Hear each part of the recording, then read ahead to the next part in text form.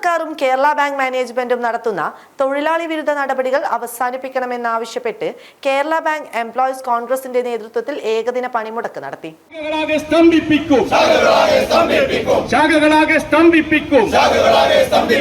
Kerala bank അടച്ചിടും. നൂറുടെ മിഷനെല്ലാം ഈ വിധത്തിലാണെങ്കിൽ ഉദ്ദേശിക്കും രൂപത്തിൽ DA അനുവദിക്കുക, ശമ്പള പരിഷ്കരണത്തിലെ അപാകതകൾ പരിഹരിക്കുക, ട്രാൻസ്ഫർ നോംസ് നടപ്പിലാക്കുക, പകപോക്കൽ സ്ഥലമാറ്റങ്ങൾ അവസാനിപ്പിക്കുക, ഒഴിവുകൾ അടിയന്തരമായി നികത്തുക തുടങ്ങിയ ആവശ്യങ്ങൾ ഉന്നയിച്ചാണ് പണിമുടക്കിയത്. കണ്ണൂരിൽ പണിമുടക്കിയ ജീവനക്കാർ കണ്ണൂർ റീജിയണൽ ഓഫീസിന് മുന്നിൽ പ്രകടനം നടത്തി. തുടർന്ന് നടന്ന പ്രതിഷേധ യോഗം AKBEF സംസ്ഥാന പ്രസിഡന്റ് M. വിനോദ് കുമാർ ഉദ്ഘാടനം ചെയ്തു. AK സതീശൻ അധ്യക്ഷത വഹിച്ചു.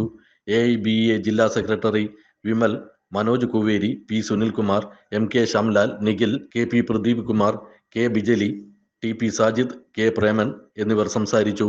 കണ്ണൂർ 1 കണ്ണൂർ.